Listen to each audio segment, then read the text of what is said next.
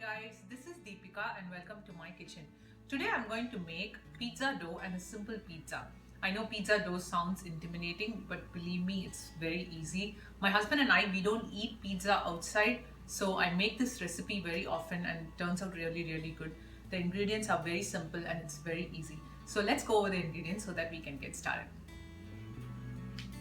I have some all-purpose flour here, or maida, or just plain flour, and then I have some water.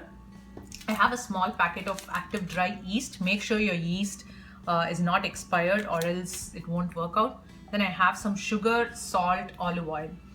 So the measurements for this recipe are very important. I leave down all the measurements in the description box below, so make sure you check it before you start making. So first, as a first step, I'm going to just heat my water for a bit in my microwave. If you don't want to do it on a microwave, just do it on a stovetop. It works fine. But just make sure that the water is warm. It shouldn't be hot. It should be just warm, about 110 Fahrenheit, 110 degrees Fahrenheit. I don't have a thermometer, but I'm just gonna heat it until it's just warm and I can just touch it. So I'll be back. I have my water heated. As I said, it's lukewarm. I'm going to add half of my sugar to this water, and then I'm going to add my yeast. So make sure your yeast is not expired and make sure that the water is lukewarm. If the water is too hot, then it will kill your yeast, or if the water is not quite warm, then it will just the yeast won't activate. So that's the most important step. So just give this a mix. We are adding the sugar for the yeast to, grow on something. So I'm just giving it a mix. Then keep this aside. Let's keep this aside for 5 minutes. The yeast should nicely bubble up, like it should become foamy and give like a good bakery smell. That's when you know that the yeast is activated. So in the meantime, to my flour, I'm going to add some salt first to your taste. You can also add chili flakes or any Italian seasoning to this flour, but I just like my dough plain. So, and I'm adding the remaining sugar. And then I'm going to add about 2 tablespoons of olive oil. If you have extra virgin, that's even better. Now I'm just going to give a mix these ingredients. And guys, if you have a standing mixture, this is going to be very easy for you, but I don't have one. That's fine. I can do it with my hands. I've done it before. I'm pretty sure you can do it too.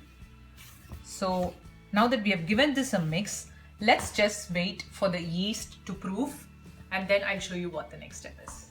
Now my yeast is ready. Can you see how it's foamy, and it also has like a yeast, like you can smell the yeast. So now I'm just going to add this mixture to my flour. I'm just going to add batch by batch, and I'm just going to give this mix with a spatula, but I'm going to use my hands.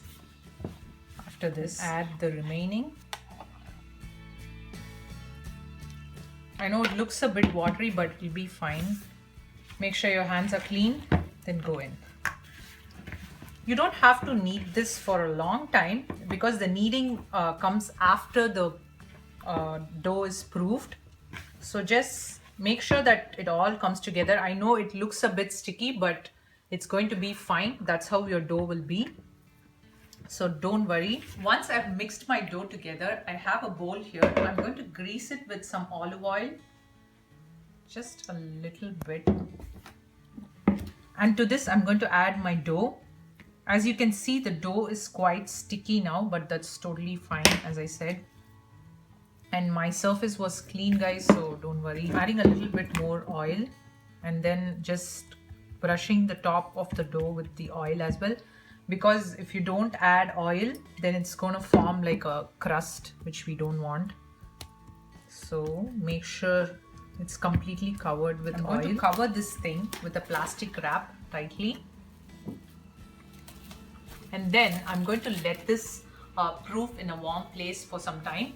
I usually put it in my oven or in the microwave without both turned on, so that there is no cold air or any draft. So let this proof for about 45 minutes or 1 hour depending on how soon it rises.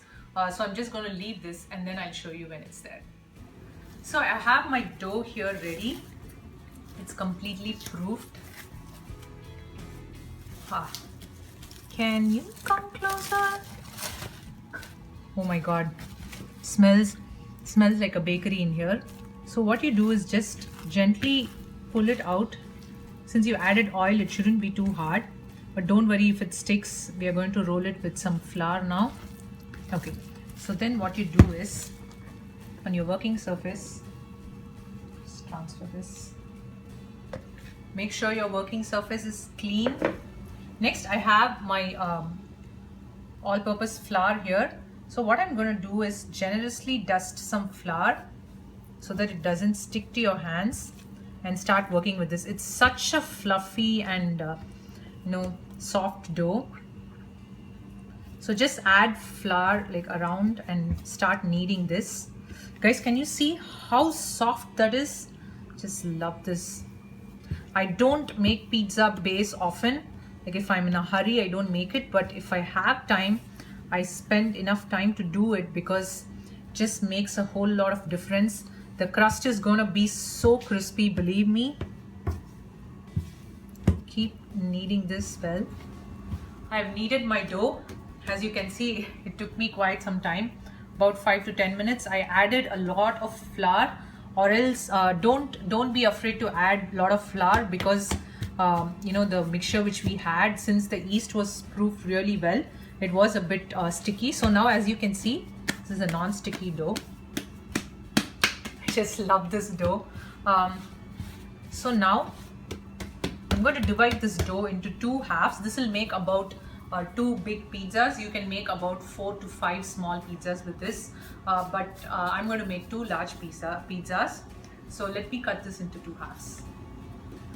I have a pizza stone here. This is just something I got with my utensil kit.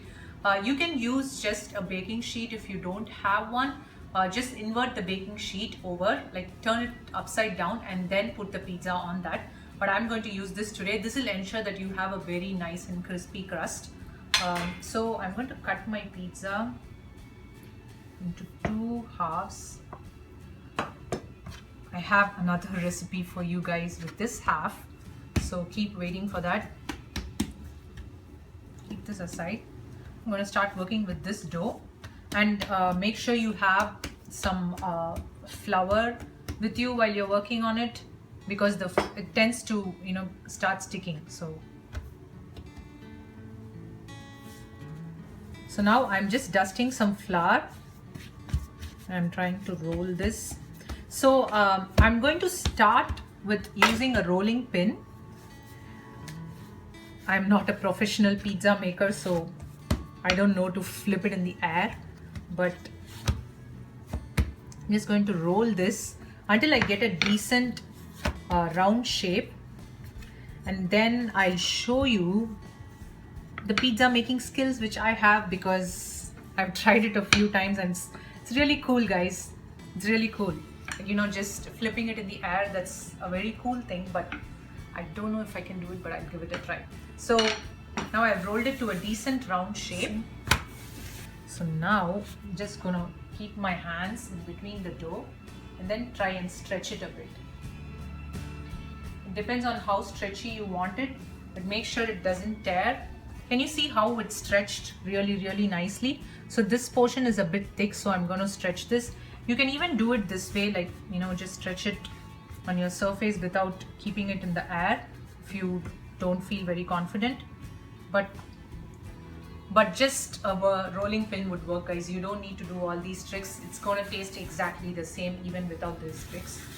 As you can see, now I completely rolled my pizza. I'm gonna try and fit it in this. Just kind of inserting this. Actually, I've rolled it even a bit more bigger. Just gonna try and fit it in my pan. That's totally fine, guys, if it's not perfect, because it's gonna taste really good. You can also make this as thin crust. If just, I think you can half this dough, or maybe a little more than half. It will be a very nice thin crust pizza. I've tried the thin crust before too. It works. It comes out really well. So now my pizza, can you see how beautiful that is? This is your basic pizza. With this recipe you can make loads and loads of different types of pizzas. I'm going to show you guys what I make. I'm also going to try some new dishes. So now this is ready. I'm going to brush this with some olive oil, and also my pan usually doesn't stick, but you know, you can also add some oil to the bottom of the pan before you put the dough.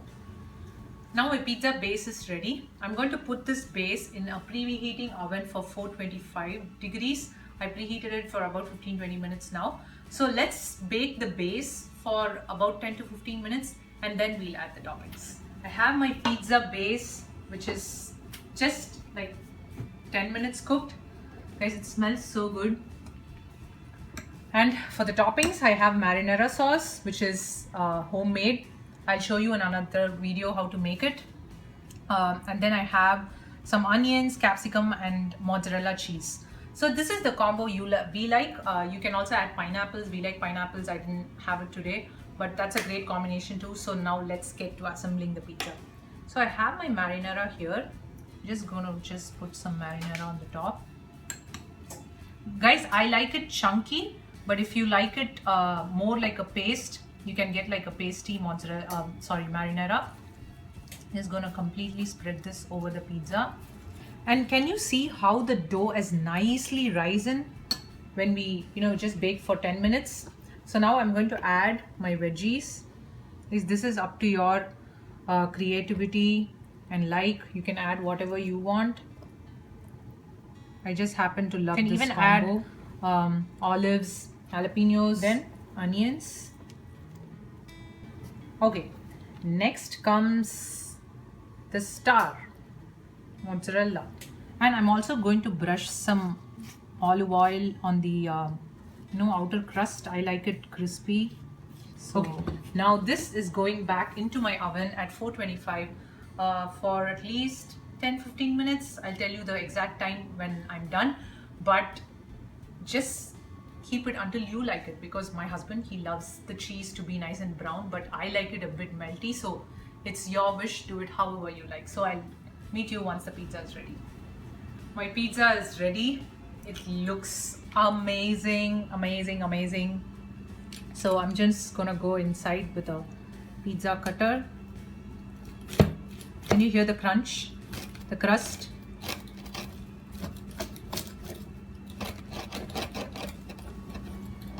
I sprinkled some oregano and some chili flakes.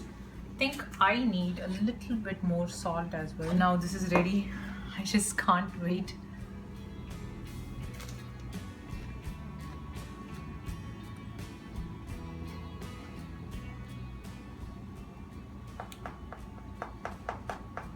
The crust is so crispy.